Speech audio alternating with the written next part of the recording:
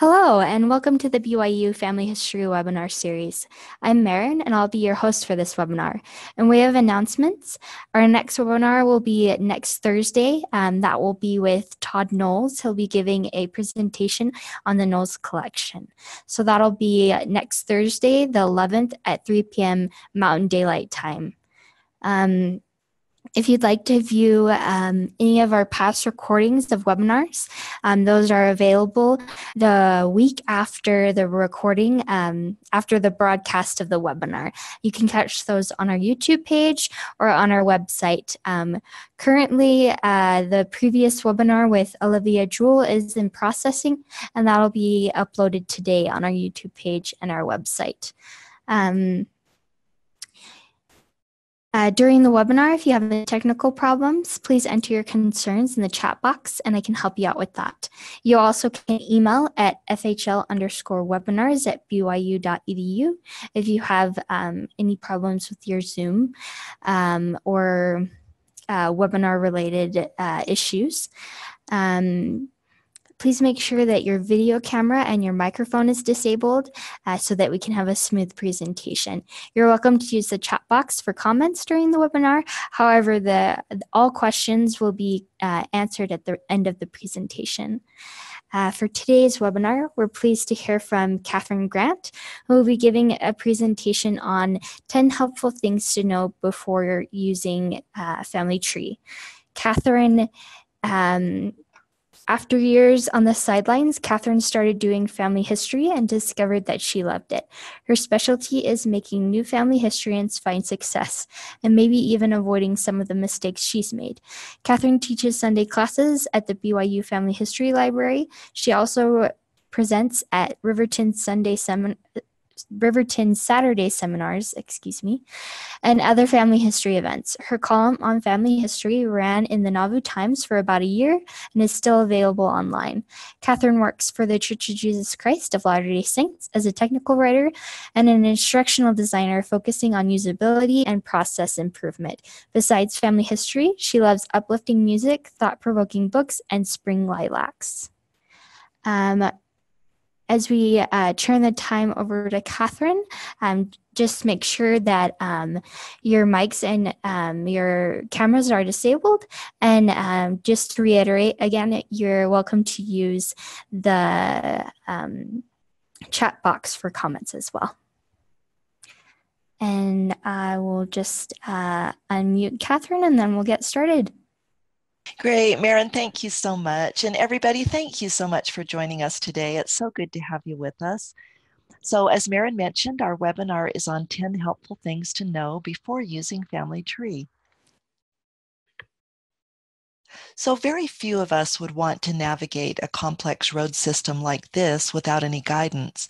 But interestingly enough, that's exactly what happens to a lot of FamilyTree users when they're first starting out. They're faced with this unfamiliar and complex system without the guidance that they need.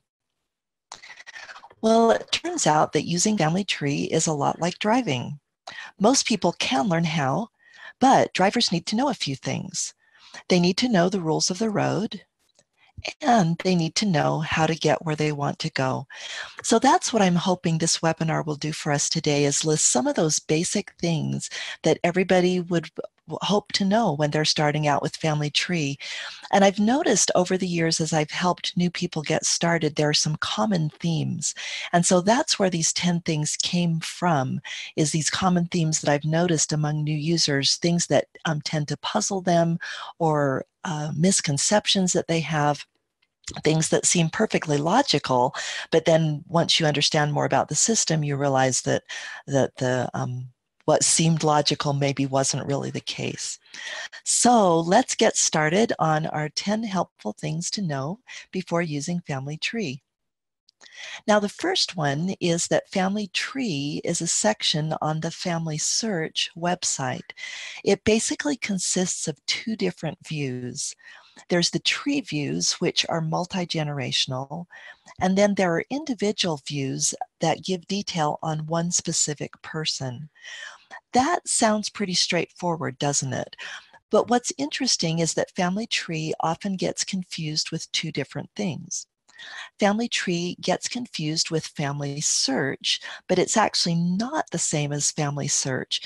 FamilySearch is the whole website, and it contains these different sections, as you see here: FamilyTree, Search, Memories, and Indexing. The other thing that FamilyTree gets confused with is historical records. And those are the records that you get by clicking search. And they are things like birth records, marriage, death, census, military, those kinds of things. Records that are generally kept either by churches or by governments that give details about events in a person's life. So we could look at FamilyTree as a set of profiles, if you will, about people that have lived or do live on the earth. And then the historical records are documents about those people. The second thing is that FamilyTree is a shared tree, and that is a different approach than many people are used to if, for instance, they have their own tree on Ancestry. On Ancestry or MyHeritage or Find My Past or wherever, you can create your own tree with your people. And if somebody else creates a tree that has some of the same people, that's fine because all the trees are separate. But in the case of FamilyTree, users are working together to create a pedigree of the entire human family.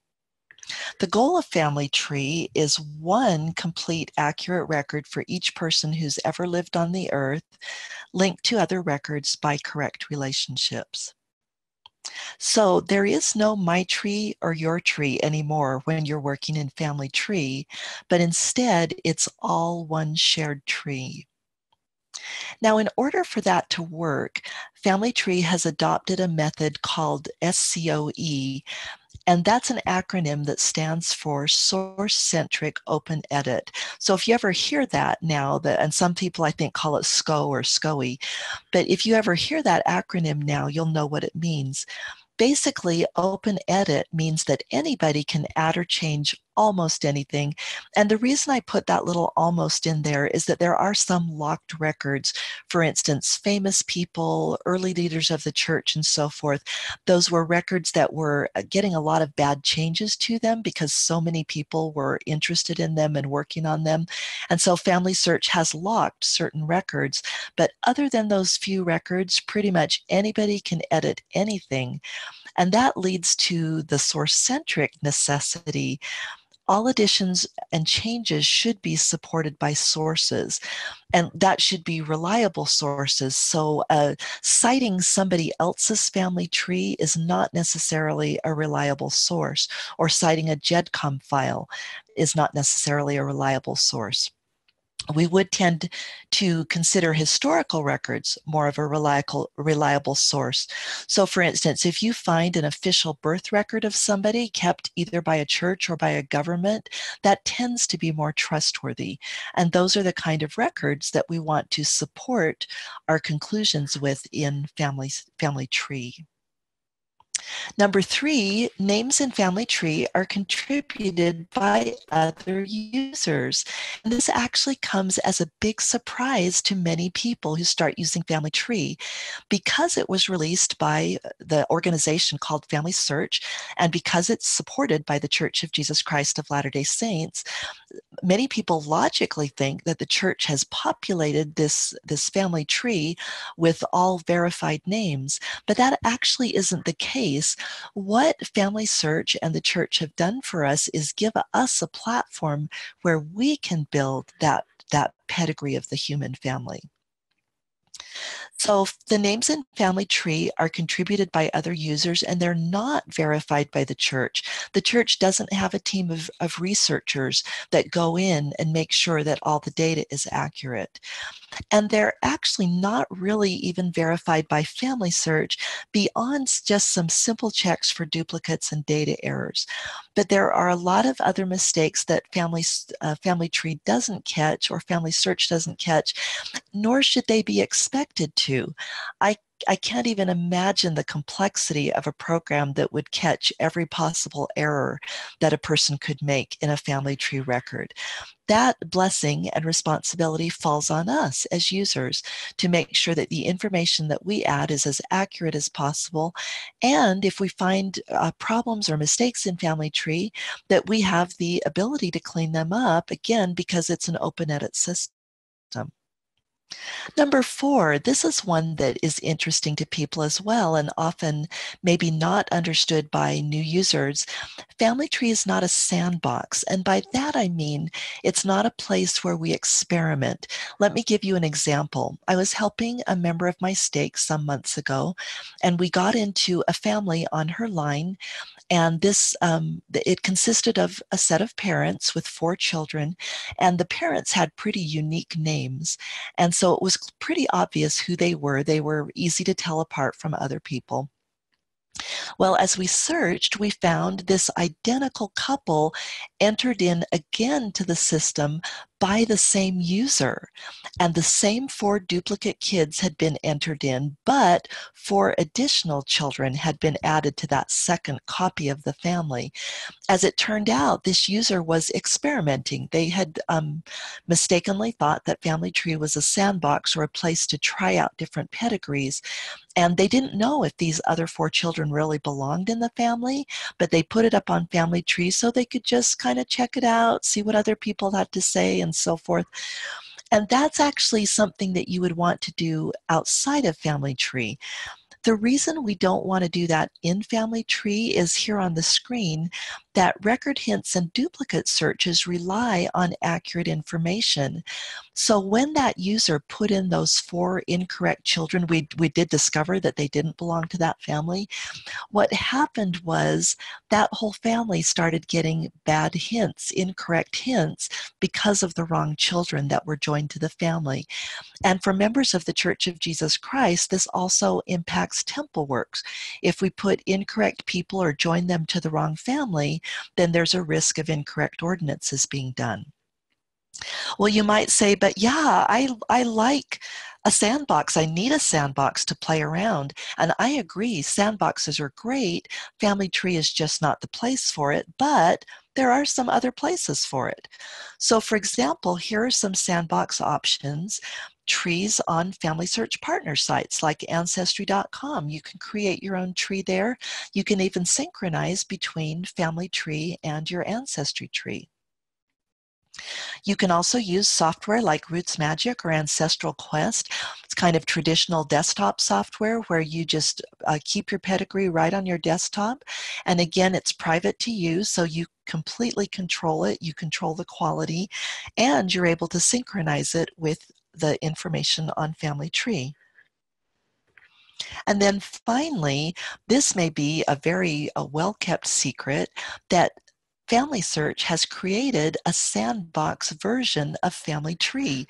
So if you go to beta.familysearch.org and then go into the tree, click on Family Tree, you will get a sandbox, a place where you can experiment. You can try adding sources, deleting sources, adding new people, playing with the information. The one difference between this environment and a private tree is that just like real Family Tree, the beta Family Tree is open to any user. So anybody can see the changes that you make, and any changes you make affect all users. The data in that beta version is refreshed with live data, with data from the real Family Tree at least once a year. So one thing to be aware of is if you do play around in the beta version of Family Tree, your data will be wiped out at least once a year. Any changes that you've made, they'll be overwritten from the information from what they call the production version or the live version of Family Tree. But that beta version is a fun place to use, maybe if you're teaching people in your ward, or if you just want to experiment and see, trying out different things, or what happens if I edit a person in this way, or do I really know how to perform this merge, or things like that. Number 5, Family Tree is not complete. Many people assume that, or I shouldn't necessarily say many, but I have talked to people who assume that, again, this is a complete record of everybody who has lived on the earth. Well, one day we hope it's going to be, right? But at this point in time, it's definitely not complete. In fact, here are some interesting figures. I wanted to find out how many people were estimated to have lived on the earth. Now, of course, we don't have records for every single person that's ever lived on the earth, at least not mortal records, right? But population experts can make estimates. They can say, well, based on trends and birth rates and plagues and wars and so forth, we can estimate that this many people have lived on the earth. Well, according to all-knowing Google, the range of total population on the earth is someplace between 100 billion and 120 billion. So I'm going to take 110 as a nice midpoint between that. So we can say that a decent estimate for the number of people who have ever lived on the earth is about 110 billion. Anybody remember what Ron Tanner said, how many people he said are currently in FamilyTree? He announced this at Roots Tech. Well, it's about 1.2 billion. So that means that there are 109 billion people missing from FamilyTree. Well, why does this matter to know that people are missing from FamilyTree? Basically, there's a number of reasons, but I'm just going to list three of them. One is, how many of you have ever heard people say, oh, there's nothing more to do on my tree, it's all done? And sometimes when you look at the tree, because it looks very complete and you don't see the missing people, that you can logically think that the work is all done. But since there's 109 billion people missing, we can pretty much guarantee that everybody has people missing from their family tree. They just aren't always obvious. Sometimes they're missing kids out of a family that already has a large number of kids. Or it might be a missing spouse of someone who lived to adulthood and did marry, but their spouse is not in FamilyTree.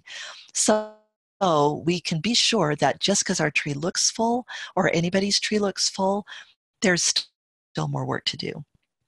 Also, your search for family isn't limited to FamilyTree.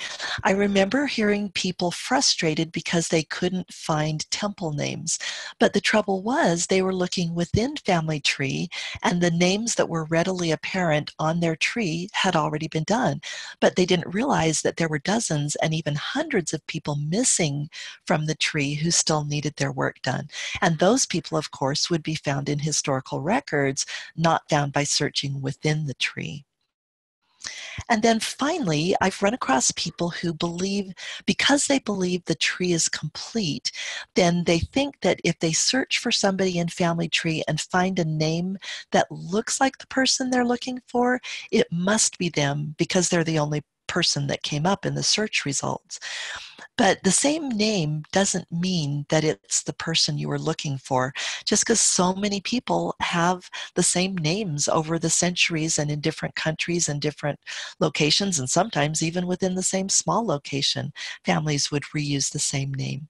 So when we know that FamilyTree is not a complete record of everybody who's ever lived on the earth yet, then we can make better decisions about doing our family history. Number 6, the possible duplicates function is helpful, but it's not magic. Sometimes our technology is so amazing that we tend to give it more credit than it actually deserves, or we think it can do things that really it can't. And possible duplicates is one thing like that. It does find a lot of duplicates, but there are also a lot of duplicates that it doesn't find. So it doesn't find every duplicate, and sometimes it flags records as duplicates which actually are not duplicates. Does that mean that the possible duplicates function is broken? Absolutely not, because the only data FamilyTree can use for possible duplicates is the data that's in the tree. And if the data's not good, then the possible duplicate search is not going to be good. Let me give you a little bit more detail about how duplicate searching is done in FamilyTree.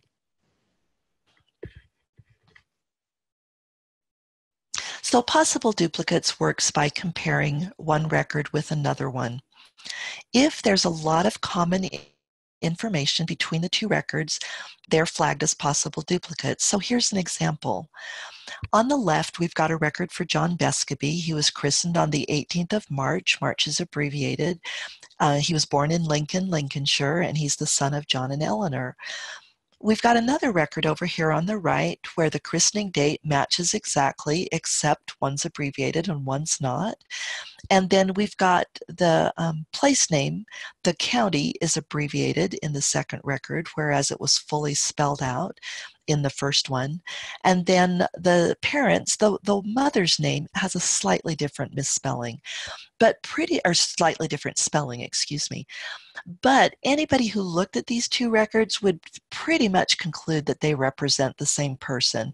And they're so close that FamilyTree would as well. The possible duplicates function would identify these people as possible duplicates. But if a record has if two records have less information in common, then they're not flagged as possible duplicates. And FamilyTree has a fine line to walk here. If they identify records as duplicates when they're not, they risk bad merges. But if they do the opposite, then they risk duplicate lines, duplicate research, duplicate temple work, and so forth. So they try to adjust their algorithms to do the best job possible given the data that's in FamilyTree. But take a look at these two records. We've got, again on the left, the same one that we already looked at, but on the right, we've got a record that actually does represent the same person, but look at the differences. We've got a minor difference in the spelling of the last name. We've got an about birth year with no exact date, and we just have a country. When we look at the parents, the mother is missing. So FamilyTree would look at these two records and say, oh, there's not enough information to confidently say that these two records are duplicates, even though they really are. But FamilyTree doesn't know that. The way that a person would know that is by doing some careful research. So that hopefully helps explain why the possible duplicates function doesn't always find all duplicates and sometimes thinks duplicates are duplicates or thinks two records are duplicates when they actually aren't. And so the important thing there is for us to validate the information in FamilyTree with historical records, and then also add information. So for instance, on this John Besceby, if I had evidence that showed me he was the same person as the first record, well, then I'd want to add that information, the birth information, the country information, and so forth, the mother, so that it would be very clear who that person was. And then when I added that information, the system would pick it up as a possible duplicate. Number 7, changes to people are tracked in the change log. And this is a wonderful thing to be aware of if you're worried about making mistakes, because all of us make mistakes and there are going to be times when we do something wrong that we're going to want to undo. Well, the change log is the place where you can do that. So the change log, to access it, you look over on the right-hand side of your screen and you see a box called Latest Changes. Inside that box, you will see the 3 most recent changes listed in reverse chronological order. So in other words, the newest change is going to be at the top. And then at the bottom, you've got this Show All button. And when you click the Show All button, you get taken into the change log where every single change is listed since either this record was created, if it was created in FamilyTree, or if it was created in an earlier system, it will be every change since 2012, which is when FamilyTree started. So what can you do in the change log? I think this might be one of the best kept secrets of cool functionality. Here are a few things that you can do. You can see what changes were made and who made them. You can contact users who made the changes. And let me just flip back to the change log here. The way you do that is by clicking on the name of the person who made the change, and you get a form that will let you either email them if they've listed an email address, or if they haven't, you can at least use the FamilyTree internal messaging system. So back to this, you can contact users who made the changes, you can see merges, and you can actually look at details on the records that were merged into the surviving record. You can unmerge if it's available, or you can restore a deleted record. And then finally, this is one of the things that's been most helpful to me, is you can see who originally added the person and when they added them. And that will always be the very last item in the change log, because remember, they're in reverse chronological order, so newest is at the top, oldest is at the bottom. If somebody created the person in FamilyTree, you will see the username of the person who created the FamilyTree person, and you can contact them. If it came from an earlier system, such as New Family Search or the IGI, you'll see that the name was contributed sometime in 2012 by FamilySearch. So that, and you actually can't contact FamilySearch that way. That's the one exception to contacting users. But of course, you can open a support case if you want to contact FamilySearch about that particular person in FamilyTree. If you'd like more information on the changelog, we have a webinar on our webinar page called Mysteries of the Changelog Revealed. And that goes into a lot more detail about what you'll see in the changelog and what you can do with it. Number 8, this is another one that catches people by surprise a lot of times. When you add a female to FamilyTree, you always want to use her birth surname. So you don't want to use any of her married surnames. And if you think about it, that actually makes sense. Here's an example. So a woman who may have married more than once. Here's Ellen Maria Reed married a Matthew Scully. But unfortunately, not too long after the marriage, Matthew passed away. And in 1873, Ellen remarried. She married a man by the name of John Thomas Robinson. Well, you notice up there at the top, when she got remarried, she did not get married under her birth name. She got married under her widowed married name. And so this just, if you try to go by married names, well, are you going by the first married name? Are you going by the second married name or more? It just introduces too much confusion. And so in cultures where women change their names when they marry, then it's just so much easier to enter the birth surname. And so that's just been adopted as a best practice.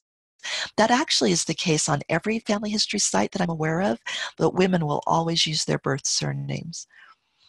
So again, the reason for that is that using a birth surname is usually unambiguous.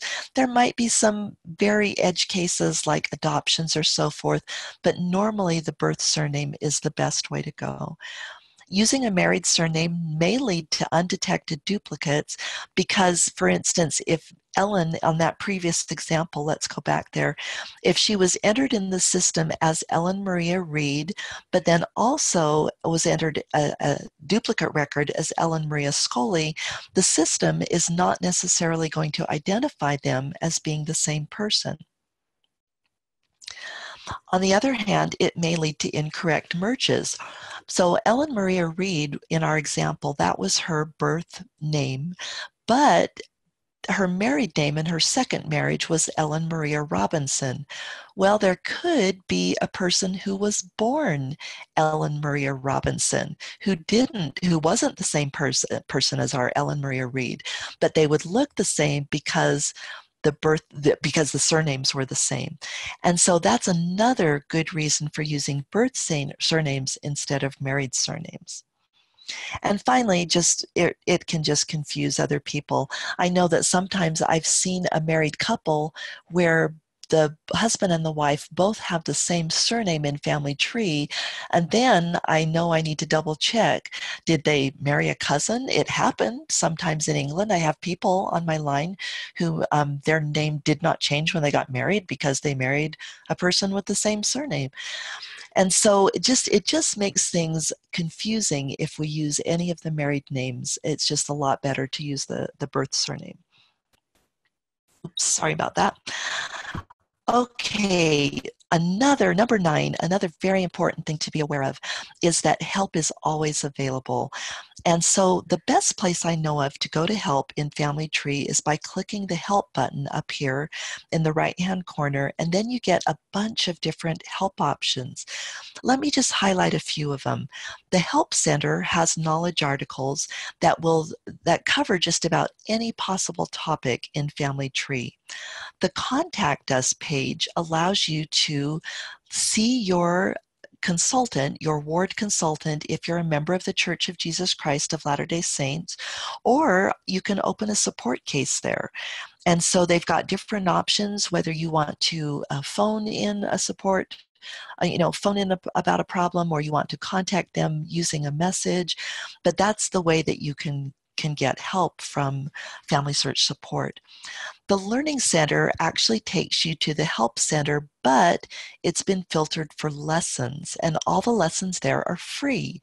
So you can get lessons on a wide variety of topics, such as researching in a certain locality. The community takes you to a place where you can communicate with other users of FamilyTree. My cases are any cases that you have opened up when you clicked the Contact Us or when you went to Contact Us and sent a message to support. The Research Wiki I completely love. This resource has become so valuable over the last few years. Some very talented people at FamilySearch have put that together. And that is not a place to find names to add to your family tree. Rather, it's a place where you can get help with research methods and research records. So for instance, you can look up research methodologies. You can look at different types of research logs. You can look up a country and you can find out what records are available in that country during what time periods. I can't speak highly enough about the Research Wiki. I think it's one of the best resources that we have to help us in our family history. What's New now goes to the FamilySearch blog, filtered for posts about new features in FamilyTree. That's a great thing to search often because new features are being released all the time. And then finally, this Helper Resources is for people who are either consultants in wards and stakes, or they are just maybe helping neighbors or helping family members or so forth. But this has a whole bunch of tools, this Helper Resources, that will make it easier for you to help other people. Finally, number 10, the single most important thing is seeking and following the Spirit. And I love this scripture from the Book of Mormon.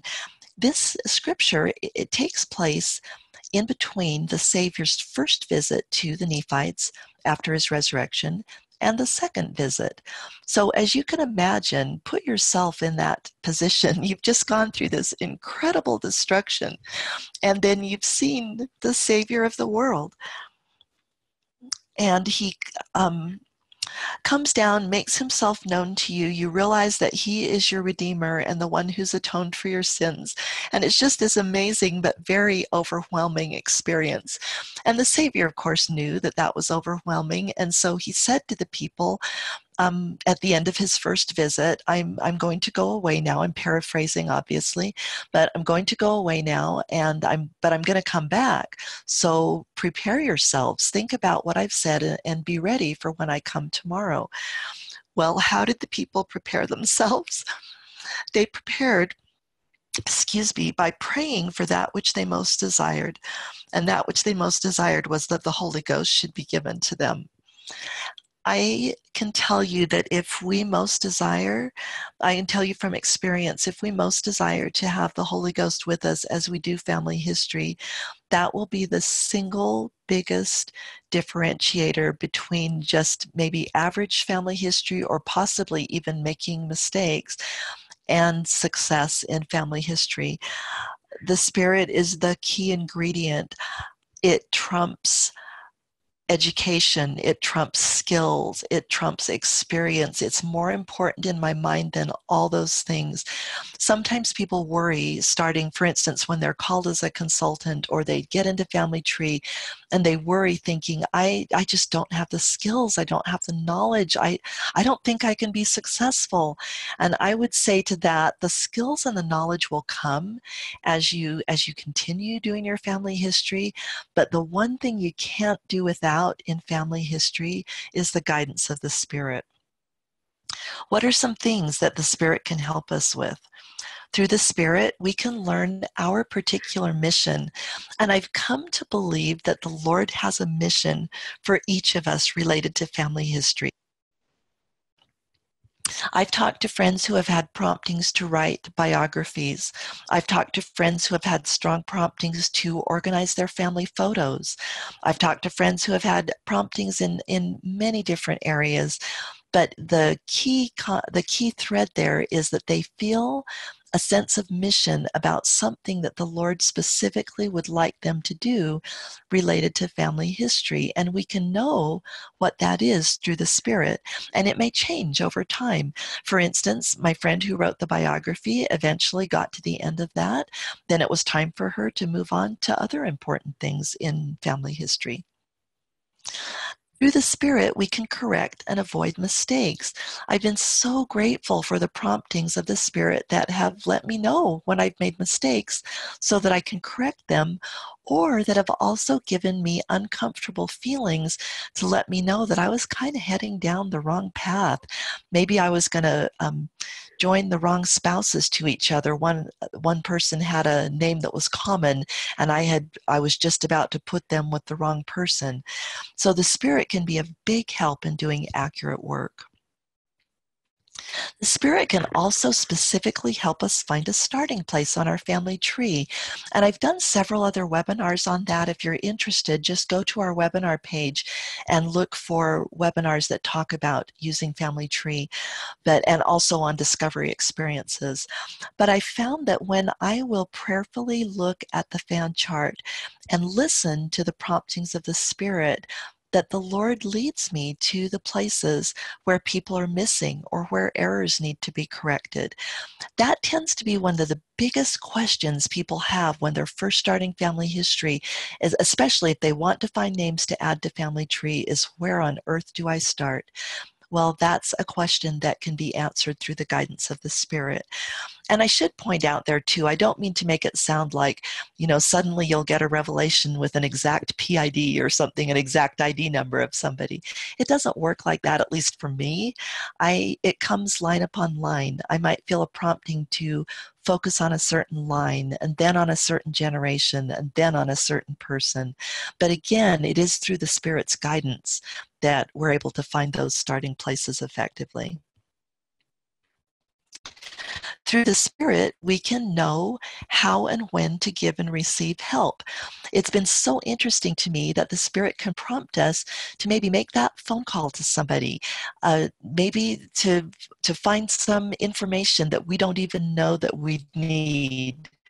But we call that person, and in the process of the conversation, they say something that is exactly what we needed for our family history.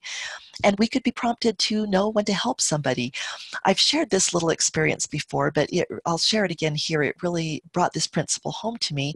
I was walking out of my ward house on Sunday, and I saw a sister that I recognized, but I did not remember her name.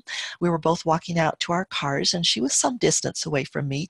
And the Spirit whispered to me, "Tell her you hope she has a good week." And I was like, "What? Oh, that's so random." And I was like almost embarrassed. I was like, "Really? Am I supposed to, yell that out across the parking lot?" But fortunately, I've learned, both from times I haven't followed the Spirit, unfortunately, and times that I have, that when I get these kinds of promptings, I can trust them. And so I swallowed my discomfort and I just yelled across the parking lot, "Hey, have a great week." And she turned around and saw me and waved back. And, I don't know why I was embarrassed. In retrospect, it just seems kind of silly because she was very friendly. And she, waved and called back, yo, hope you have a good week too. And then she started walking toward me. And so I walked over to meet her thinking she had something to say, and she did. She wanted to find out more about the family history labs that we hold in our stake. And so my following the spirit in that case, I had no idea that that was going to result from following that little prompting that I would give her the information that she needed to move forward and participate in the family history lab. All I knew is the spirit told me to say one simple thing. I had my choice to obey or disobey. And I was so glad that I obeyed, because that was not only a blessing to me in terms of, learning more to follow the spirit, but I think it was also a blessing to her. And then finally, through the spirit, we can use technology wisely. I've talked to a number of people who have been prompted to use technologies in certain ways or to avoid using them in certain ways. And so listen to those promptings of the spirit. If you get a bad feeling about using some technology or using it in a certain way, trust that prompting and know that the Lord is guiding you to do the best possible work that you can do in family history. So here's our summary of our 10 points to know before starting to work in FamilyTree. FamilyTree is part of the FamilySearch website. It's not identical with FamilySearch, and it's not the same thing as historical records. FamilyTree is a shared tree. Everybody sees everything with the small exception of living people. Names are contributed by other users. They're not verified by the church or FamilySearch. We are the people who get to do that verification. FamilyTree isn't meant to be a sandbox where we experiment with things that we're not sure are correct, because that can result in incorrect record hints, incorrect merges or duplicate flagging, and also incorrect temple work. We want to keep our sandboxes in places that are meant for sandboxes, such as beta.familysearch.org. FamilyTree is not complete. Every person who's ever lived on the earth is not yet in FamilyTree, and the way we find people to add is generally by looking in historical records. Possible duplicates is helpful and it's amazing, but it's not magic, and it doesn't relieve us of the responsibility of seeing if those people really are duplicates, or if a person, just because they don't have a duplicate flagged, doesn't mean that they don't have one. So especially if you feel that prompting of the spirit to search for a duplicate, do search for one, even if there are no possible duplicates flagged. Females are entered with their birth surname to avoid ambiguity and confusion. Changes are tracked in a changelog.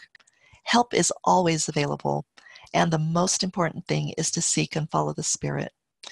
So I hope that this webinar has been helpful to you today. If you're a new person to FamilyTree, I hope it'll be helpful to you directly. If you're someone who teaches others, this might give you ideas for helping the people that you're teaching about learning FamilyTree. So thank you so much for joining us today. And Marin, do we have any questions that we need to address? It doesn't look like we have any questions right now, but the chat box is open if anyone has any questions or comments.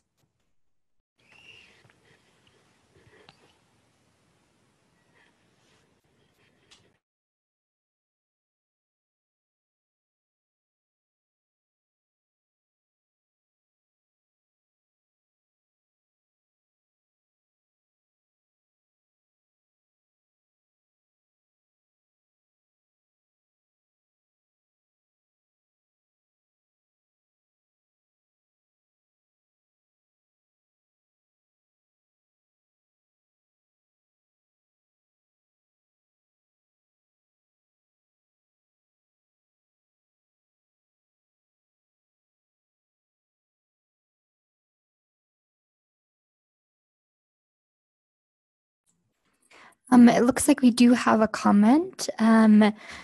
There is a question if there are any notes we can print out from this webinar. Oh, that is such a good question.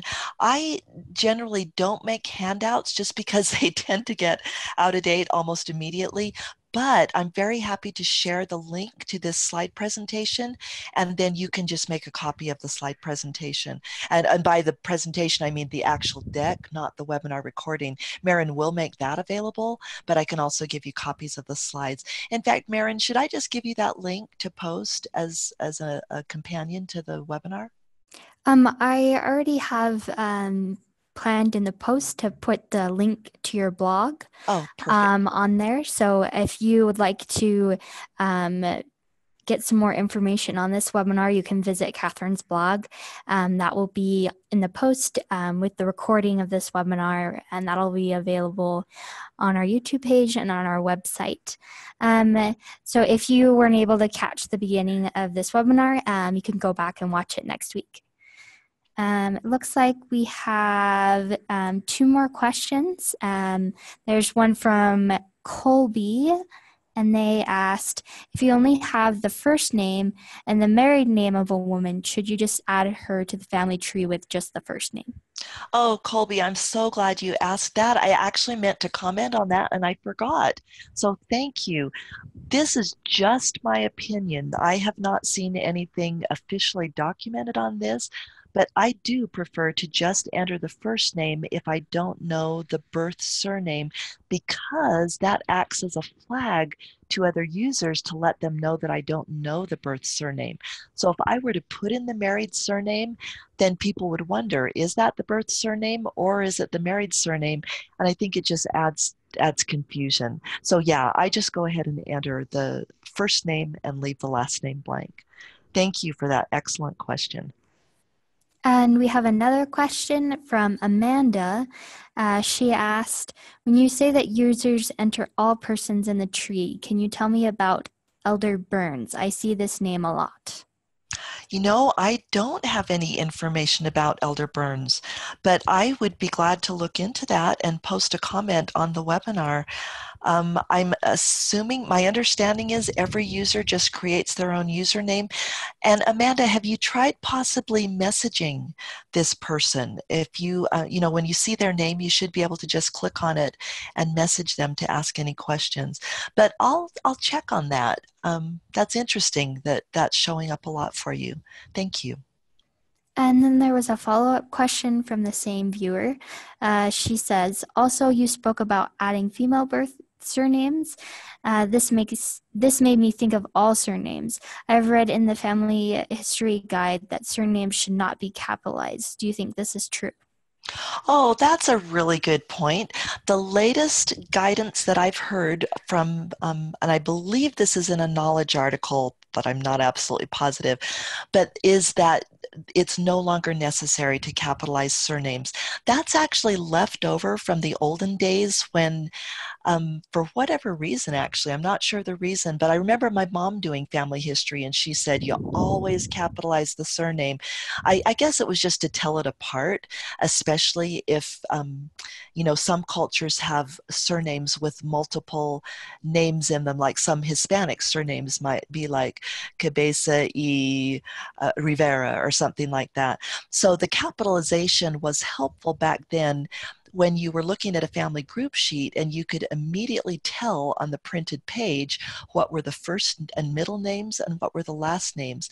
But now in Family Tree, you've got separate fields for the first and last names. So the necessity of doing capitalization is gone. And I have been told that actually we're not supposed to capitalize, not supposed to put them all in all caps anymore.